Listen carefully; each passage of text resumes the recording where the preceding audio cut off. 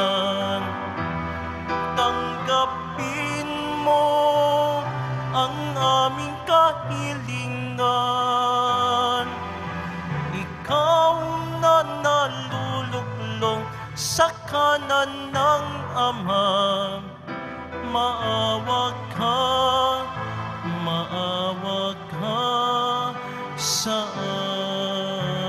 amin, sapagkat ikaw lamang ang banal at ang kataas-taasan.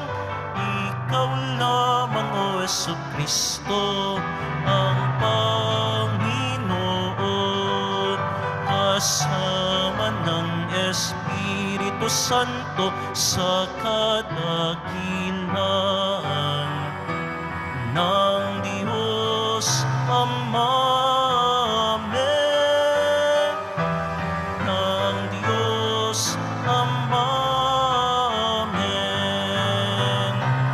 Papuri sa Diyos.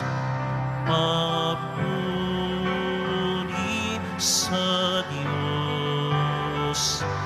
Papuri sa Diyos sa kaitaasan.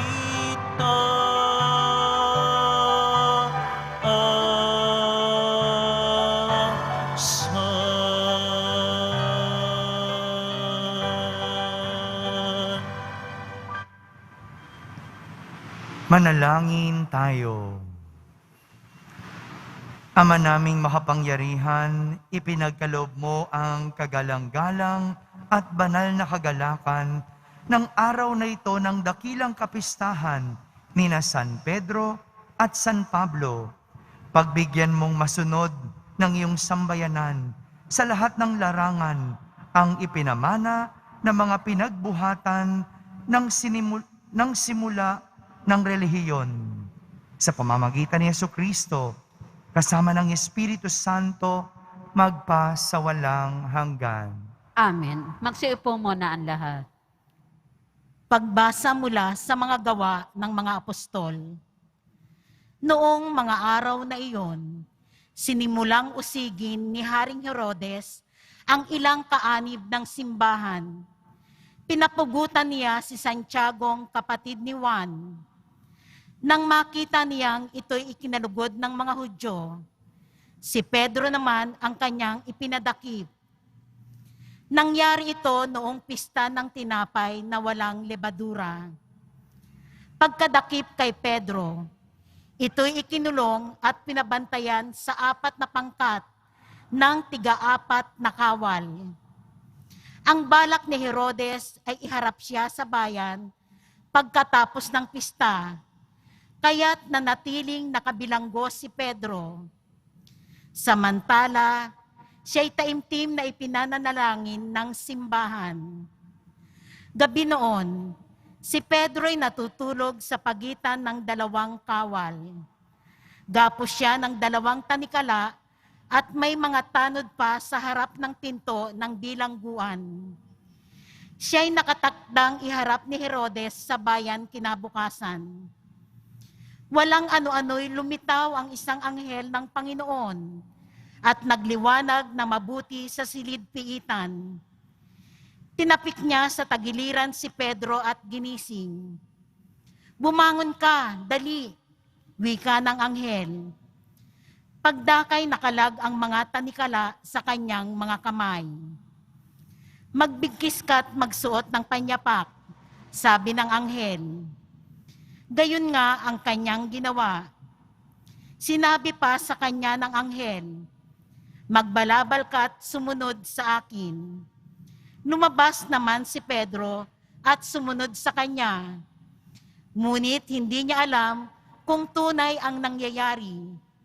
Ang akala niya ay nananaginip lamang siya. Nakalampas sila sa una at pangalawang bantay. Nakarating sila sa pintuang bakal na labasan patungo sa lungsod. Ito'y kusang nabuksan at lumabas sila. Pagkaraan nila sa isang kalye, biglang nawala ang anghel. Naliwanagan ni Pedro ang nangyari, kaya't sinabi niya, "Ngayon ko natiyak na totoo palang lahat." Sinugo ng Panginoon ang kanyang anghel at iniligtas ako sa kamay ni Herodes at sa inaasahan ng mga Hudyo na mangyayari sa akin. Ang salita ng Diyos. Salamat sa Diyos. Ang Diyos ang siyang nagligtas sa aking takot at sindak. Ang Diyos ang siyang nagligtas sa aking takot at sindak. Panginooy aking laging pupurihin. Sa pasasalamat, di ako titigil. Aking pupurihin kanyang mga gawa, kayong naapi, makinig, matuwa. Ang Diyos ang siyang nagligtas sa aking takot at sindak. Ang pagkadakila niya ay ihayag, at ang ngalan niya ay purihin ng lahat. Ang aking dalangi dininig ng Diyos, na wala sa akin ang lahat kong takot. Ang Diyos ang siyang nagligtas sa aking takot at sindak. Nagalak ang aping umasa sa Kanya, pagkat di nabigo ang pag-asa nila. Tumatawag sa Diyos ang walang pag-asa, sila'y iniligtas sa hirap at dusa. Ang Diyos ang siyang nagligtas sa aking takot at sindak. Anghel yaong bantay sa may takot sa Diyos, sa mga panganib sila'y kinukupkop. Ang galing ng pong hanaping masikap, yaong nagtiwala sa Kanya'y nagligtas, ay maituturing na taong mapalad. Ang Diyos ang siyang nagligtas sa aking takot at sindak.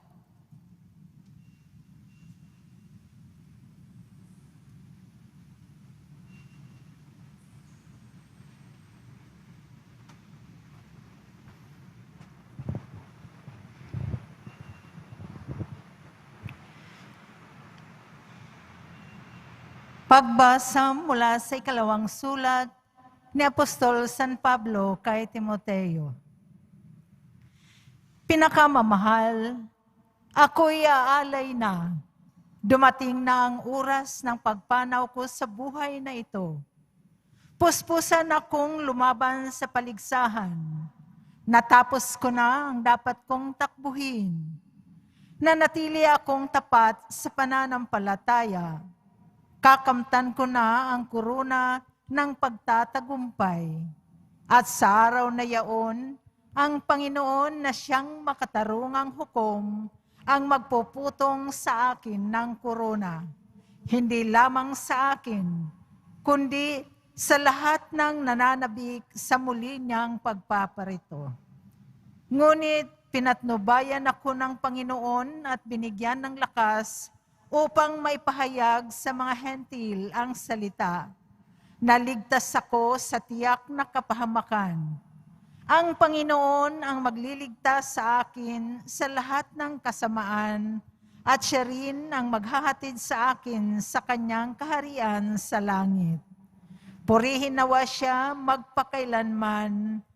Amen. Ang salita ng Diyos. Salamat sa Diyos. Magsitayo po ang lahat.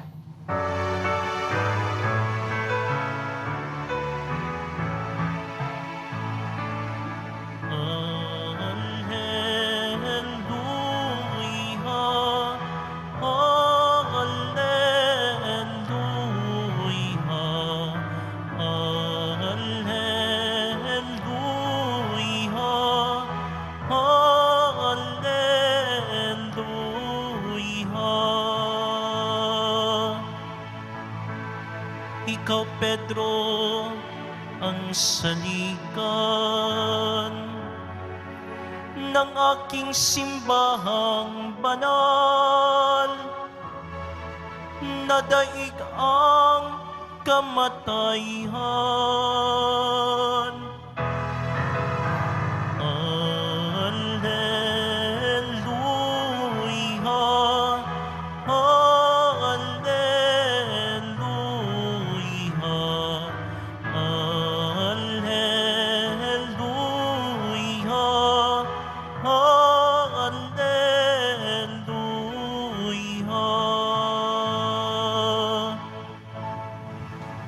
Sumainyo ang Panginoon. At sumaiyo rin. Ang mabuting balita ng Panginoon ayon kay San Mateo.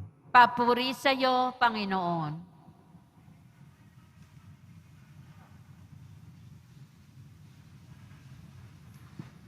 Noong panahong iyon, dumating si Jesus sa lupain ng Cesarea ng Filipos. Tinanong niya ang kanyang mga alagad, sino raw ang anak ng tao ayon sa mga tao? At sumagot sila, ang sabi po ng ilan ay si Juan Bautista kayo. Sabi naman ng iba, si Elias kayo. At may nagsasabi pang si Jeremias kayo o isa sa mga propeta. Kayo naman, ano ang sabi ninyo? Sino ako? Tanong niya sa kanila. Sumagot si Simon Pedro, kayo po ang Kristo, ang anak ng Diyos na buhay.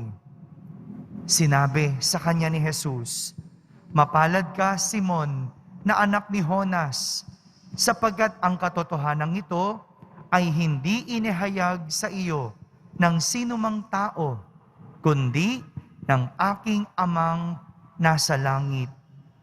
At sinabi ko naman sa iyo, ikaw ay Pedro, at sa ibabaw ng batong ito ay itatayo ko ang aking simbahan. At hindi makapananaig sa kanya kahit ang kapangyarihan ng kamatayan. Ibibigay ko sa iyo ang mga susi ng kaharian ng langit. Ang ipagbawal mo sa lupa ay ipagbabawal sa langit. At ang ipahintulot mo sa lupa ay ipahihintulot sa langit. Mga kapatid, ang mabuting balita ng Panginoon. Pinupuri ka namin, Panginoong Heso Kristo. Magsiupo muna ang lahat. Magandang araw po sa inyong lahat. Ngayong araw na ito ay ipinagdiriwang natin ang dakilang kapistahan ng 2 haligi ng ating simbahan. Sina Apostol San Pedro at San Pablo. Ipinapakilala sa atin ng ating mga pagbasa sa araw na ito ang 2 santong ito ayon sa kanilang karanasan at nagawa para sa ating pananampalataya. Simulan natin sa unang pagbasa. Simulan natin kay San Pedro. Narinig natin ang kwento ni San Pedro at kung paano siya iniligtas ng Diyos mula sa pagkakabilanggo. Noong panahong iyon, isa-isa nang iniuusig ni Haring Herodes ang mga taong sumasampalataya at naniniwala kay Jesus. Pinapatigil ang pananampalatayang Kristyanismo noon. Kaya ang sino mang nangangaral tungkol kay Jesus, ibinibilanggo. At nooy, pinapugutan na ng ulo si Santiago. Kaya ang susunod ay si San Pedro. Ikinulong siya, ibinilanggo. Pero habang nasa bilangguan at natutulog itong si San Pedro, siya ay ginising ng anghel ng Panginoon. Ginabayan hanggang sa makalabas itong si San Pedro at makalaya sa bilangguan. Mula sa kanyang pagkakatulog, ginising hanggang sa siya ay makalabas sa bilangguan. Si San Pedro nakaranas ng pagpapalaya mula sa Panginoon. Samantala, sa ating ikalawang pagbasa naman, si San Pablo naman ang bida. Inilahad niya ang kanyang mga nagawa bilang alagad ng Diyos. Sa dulo ng kanyang buhay, siya'y nagpupuri sa Diyos sapagkat sa dami ng kanyang nagawa para sa Diyos. Nilabanan niya ang lahat ng paligsahan. Nung panahon na yon, ang daming nakikipagdebate, ang daming nakikipagtuligsa sa kanya, at lahat yon nilabanan niya. Sabi rin ni San Pablo, tinapos niya ang lahat ng dapat takbuhin. Si San Pablo, palipat-lipat ng mga lugar kung saan mangangaral ng salita ng Diyos. At natapos niya itong lahat. At sabi ni San Pablo, naipahayag niya sa mga hentil o mga hindi naniniwala kay Jesus ang salita ng Diyos. Lahat ito napagtagumpayan ni San Pablo sa kabila ng panganib at pag-uusig ng mga tao dahil ayon sa kanya, ang Diyos ang siyang nagliligtas sa kanya mula sa tiyak na kapahamakan. Magagawa mo lang naman ang lahat ng iyon kung alam mong may kasama kang Diyos na magtatanggol at magliligtas sa iyo. Mahirap makipaglaban. Mahirap pumunta sa iba't ibang lugar. Mahirap mangaral ng katotohanan. Pero kung alam mong kasama mo ang Diyos, lahat ng laban kaya mong mapagtagumpayan. Si San Pablo nakaranas ng pagliligtas mula sa Diyos. Pagpapalaya at pagliligtas, ito ang mga personal na karanasan ni na San Pedro at San Pablo sa Diyos. Kaya naman, sa kanilang misyon na ipahayag ang salita ng Diyos, ito rin ang laman ng kanilang pagpapahayag na ang Diyos ang tutulong sa atin para tayo ay palayain mula sa mga umaalipin sa atin.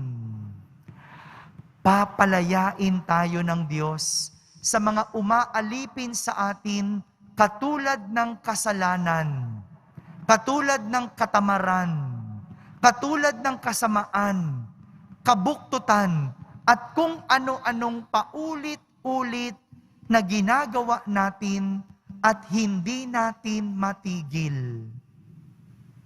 Ito yung mga bagay na akala natin, hindi na natin kayang kumawala. Yang bawal na relasyon, akala mo hindi ka na makakawala.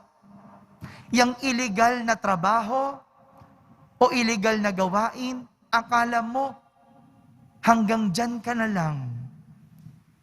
Yang katamaran, akala mo wala ka nang magagawa. Pero hindi. Huwag kang magpakulong, magpabilanggo sa mga yan. Dahil sa tulong ng Diyos, ikaw ay kanyang palalayain. Pagliligtas, ito rin yung kayang gawin ng Diyos. Ililigtas tayo mula sa kapahamakan, sa mga bagay na ating kinatatakutan, kinasasadlakan, o sa mga hindi magagandang karanasan. Hindi man natin kayang labanan ang mga ito, pero ang Diyos ang siyang magliligtas sa atin. Kaya hindi natin kailangan kumapit o umasa sa mga anting-anting. Marami sa atin, no? Takot mamatay, takot mapahamak, Kaya ang kinakapitan, anting-anting. Hindi kailangan yan. Kung deboto ka, kung naniniwala ka sa Diyos, siya ang magliligtas sa iyo. Mga kapatid, ito po ang imbitasyon sa atin sa kapistahan ng mga haligi ng ating simbahan na sina San Pedro at San Pablo. Manatiling tapat, manatiling kumakapit sa Diyos dahil sa anumang laban at karanasan, ang Diyos ang siyang magpapalaya at magliligtas sa atin. Apostol San Pedro at San Pablo, ipanalangin mo po kami. Amen. Magsitayo po tayong lahat at ipahayag natin ang ating pananampalataya. Sumasampalataya ako Sa Diyos amang makapangyarihan sa lahat, na may gawa ng langit at lupa. Sumasampalataya ako kay Heso Kristo, iisang anak ng Diyos, Panginoon nating lahat. Nakatawan tao siya lalang na Espiritu Santo. Ipinanganak ni Santa Mariang Birhen, pinagpakasakit ni Poncio Pilato. Ipinako sa krus na matay inilibing. Nanaog sa kinaroroonan ng mga yumao. Nang may 3 araw na buhay na maguli, umakyat sa langit, naluklok sa kanan ng Diyos amang makapangyarihan sa lahat. Doon magmumulang paririto at hukom sa nangabubuhay at nangamatay na tao. Sumasampalataya naman ako sa Diyos Espiritu Santo, sa banal na simbahang katolika, sa kasamahan ng mga banal, sa kapatawaran ng mga kasalanan, sa pagkabuhay na muli ng mga namatay na tao, at sa buhay na walang hanggan. Amen. ilapit natin ang ating mga kahilingan sa Ama ng may pananampalatayang katulad ng kina San Pedro at San Pablo, ng pananampalatayang katulad ng sa mga mangingisda kung kanino itinatagang simbahan, at ng pananampalataya ng guro ng napakaraming bansa. Ating sambitin sa bawat panalangin, Panginoon, maging bato ka nawa namin. Panginoon, maging bato ka nawa namin. Ang Santo Papa Francisco, ang kahalili ni San Pedro, naway hawakan ng mga susi ng kaharian ng may karunungan at pag-ibig. Manalangin tayo. Panginoon, maging bato ka nawa sa amin. Ang mga misyonero sa mga lupaing banyaga, naway magkaroon ng sigasig ni San Pablo sa paghahatid ng mabuting balita. Manalangin tayo. Panginoon, maging bato ka nawa namin. Ang ating pananampalataya, naway mahalin natin at maging handang magbahagi nito sa iba. Manalangin tayo. Panginoon, maging bato ka nawa namin. Ang mga nagdurusa dahil sa kanilang pananampalataya, naway makatagpo ng lakas sa dugong ibinuhos ng mga apostol. Manalangin tayo. Panginoon, maging bato ka nawa namin. Sa katahimikan, ating ilapit sa Diyos ang ating mga pansariling kahilingan.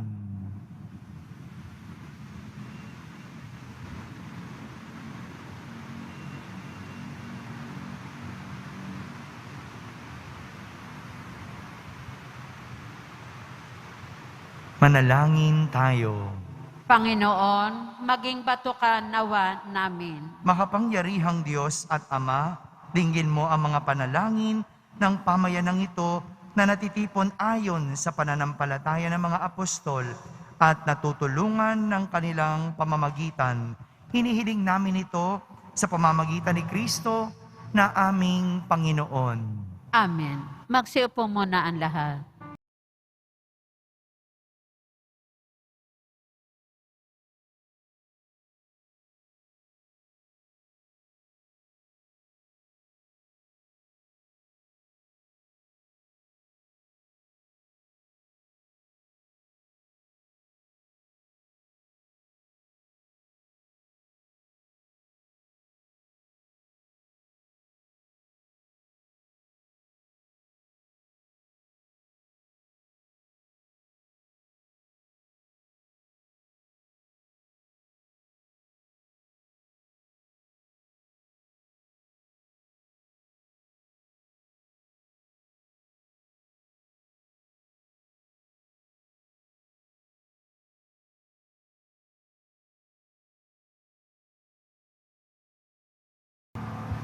Magsitayo na po ang lahat. Manalangin kayo mga kapatid upang ang paghahain natin ay kalugdan ng Diyos amang makapangyarihan. Tanggapin nawa ng Panginoon itong paghahain sa iyong mga kamay, sa kapurihan niya at karangalan, sa ating kapakinabangan at sa buong sambayanan niyang banal. Ama naming lumikha, ang mga alay na aming inihahandog para sambahin ang ngalan mo ay patnubayan nawa ng panalangin ng mga apostol na magharap din nawa sa amin bilang mga nakatalaga sa iyo para ipagdiwang ang paghahaing ito sa pamamagitan ni Jesucristo kasama ng Espiritu Santo magpasawalang hanggan. Amen. Sumainyo ang Panginoon. At sumaiyo rin. Itaas sa Diyos ang inyong puso at diwa. Itinaas na namin sa Panginoon. Pasalamatan natin ang Panginoong ating Diyos. Marapat na siya ay pasalamatan. Ama naming makapangyarihan, tunay ngang marapat na ikaw ay aming pasalamatan. Niloob mong ngayoy aming ikagalak na si San Pedro at San Pablo'y kapwa matapat sa pananampalatayang inihayag at inilaganap. Binuo ni San Pedro ang sambayan ng tinipon ng anak mong pinanaligan ng ilan sa Israel noon. Si San Pablo'y tagapagturo at tagapagpaliwanag sa iba't ibang mga tao na nais mong matawag. Silang dalawa ay mayroong magkaibang larangan sa pagdilingkod kay Kristo sa iisang sambayanan.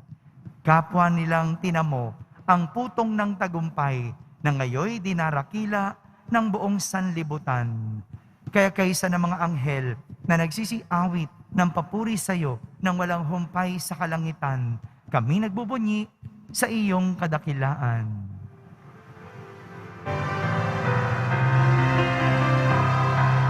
Santo, Santo, Santo, Panginoong Diyos ng mga hukbo na pupuno ang langit at lupa ng kadakilaan mo. Hosana sa kaitaasan, pinagpalang na paririto sa ngalan ng Panginoon. Hosana sa kaitaasan. Magsiluhod po ang lahat. Ama naming banal, ikaw ang bukal ng tanang kabanalan. Kaya't sa pamagitan ng iyong Espiritu, ay gawin mong banal ang mga kaloob na ito upang para sa amin ay maging katawan at dugo ng aming Panginoong Hesukristo. Bago niya, pinagtiis ang kusang loob na maging handog, hinawakan niyang tinapay, pinasalamatan kanya, pinaghati-hati niya iyon, iniyabot sa kanyang mga lagad at sinabi, "Tanggapin ninyong lahat ito at kanin. Ito ang aking katawan na inihahandog para sa inyo."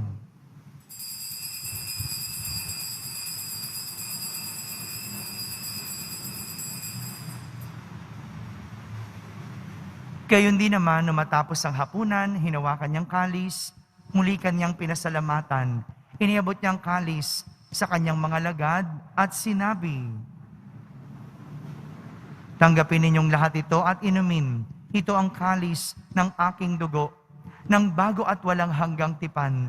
Ang aking dugo na ibubuhos para sa inyo at para sa lahat sa ikapagpapatawad ng mga kasalanan. Gawin ninyo ito sa pag-alaala sa akin."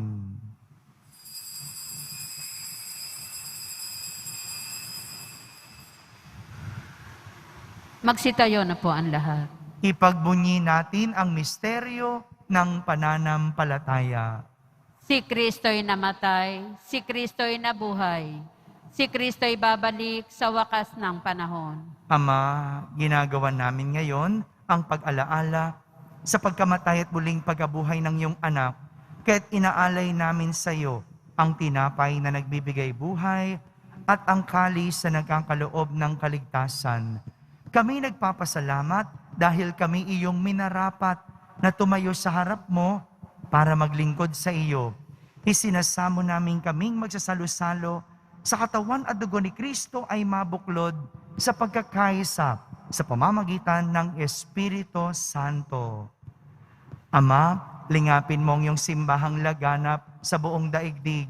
Puspusin mo kami sa pag-ibig, kaysa ni Francisco na aming Papa, ni Jose na aming Obispo at ng Tanang Kaparian. Alalahanin mo rin ang mga kapatid naming nahimlay na may pag-asang sila'y muling mabubuhay, gayon din ang lahat ng mga pumanaw. Kaawan mo sila at patuloyin sa iyong kaliwanagan. Kaawan mo at pagindapating kaming lahat na makasalo sa iyong buhay na walang wakas.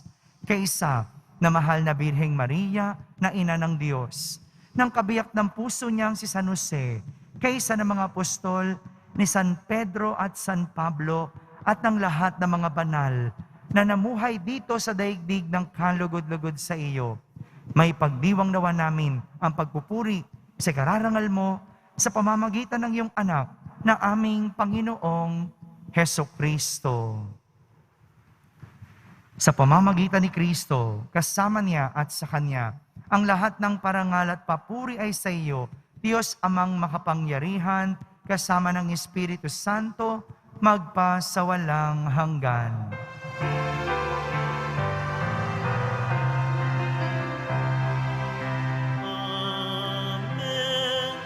Amen. Amen.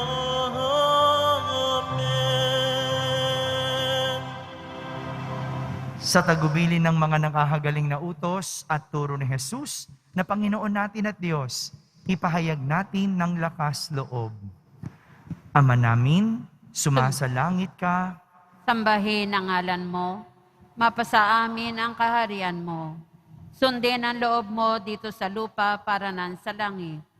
Bigyan mo kami ngayon ng aming kakanin sa araw-araw at patawarin mo kami sa aming mga sala para ng pagpapatawad namin sa nakakasala sa amin. At huwag mo kaming ipahintulot sa tukso at iadya mo kami sa lahat ng masama. hinihiling namin kami iadya sa lahat ng masama, pagkalooban ng kapayapaan araw-araw, iligtas sa kasalanan at ilayo sa lahat ng kapahamakan, samantalang aming pinananabikan ang dakilang araw ng pagpapahayag ng tagapagligtas naming si Hesukristo. Sapagkat iyo ang kaharian at ang kapangyarihan at ang kapurihan magpakailanman. Amen. Panginoong Hesukristo, sinabi mo sa iyong mga apostol, kapayapaan ang iniiwan ko sa inyo, ang aking kapayapaan ang ibinibigay ko sa inyo. Tunghayan mo ang aming pananampalataya at huwag ang aming pagkakasala. Pagkalaban mo kami ng kapayapaan at pagkakaisa ayon sa iyong kalooban, kasama ng Espiritu Santo, magpa sa walang hanggan. Amen. Ang kapayapaan ng Panginoon ay laging sumainyo. At sumaiyo rin. Magbigay kayo ng kapayapaan sa isa't isa. Kapayapaan po para sa lahat. Kordero ng Diyos na nag-aalis ng mga kasalanan ng sanlibutan, maawa ka sa amin. Kordero ng Diyos na nag-aalis ng mga kasalanan ng sanlibutan, maawa ka sa amin. Kordero ng Diyos na nag-aalis ng mga kasalanan ng sanlibutan, ipagkaloob mo sa amin ang kapayapaan. Magsiluhod po ang lahat.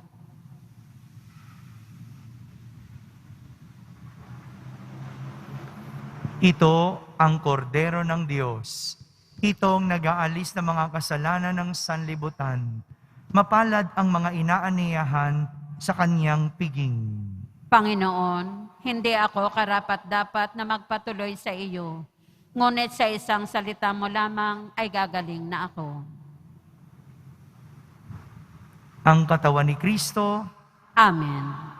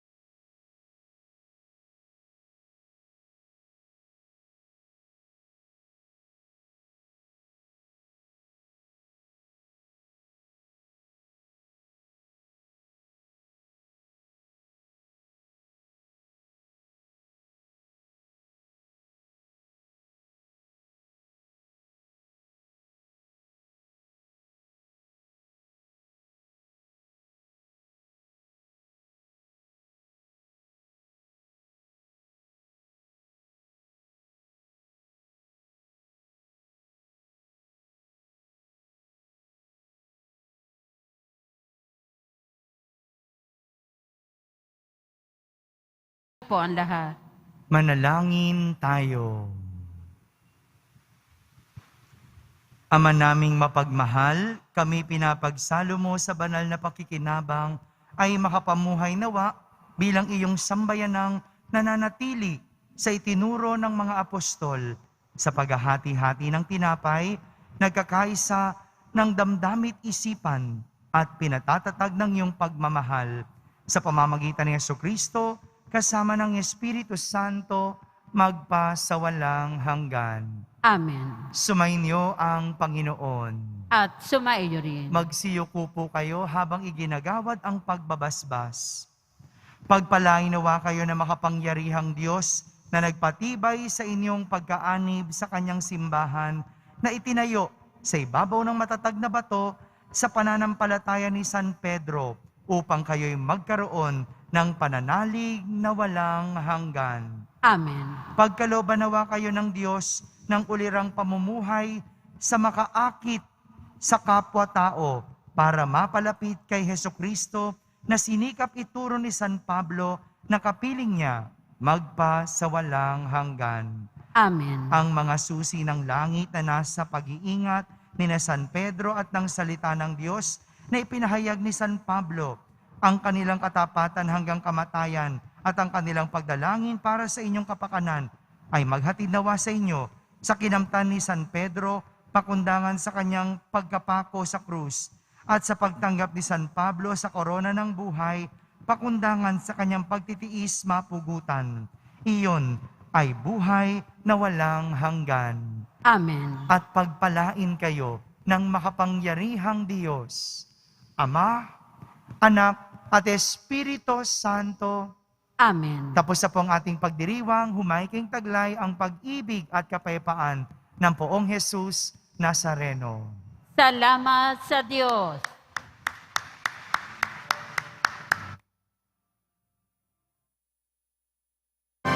Nuestro Padre Jesus Nazareno, sinasamba ka namin.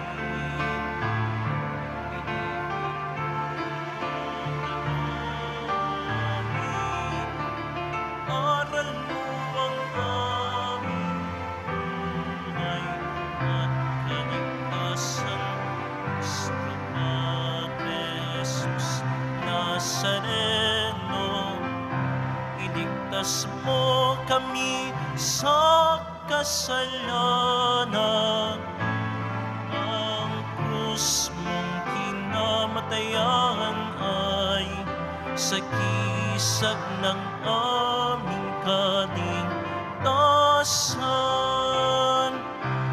Nuestro Padre Jesus Nazareno, dinarangan ka namin. Nuestro Padre Jesus Nazareno, ninulwalhati ka namin. Nuestro Padre Jesus Nazareno, dinarangan ka namin.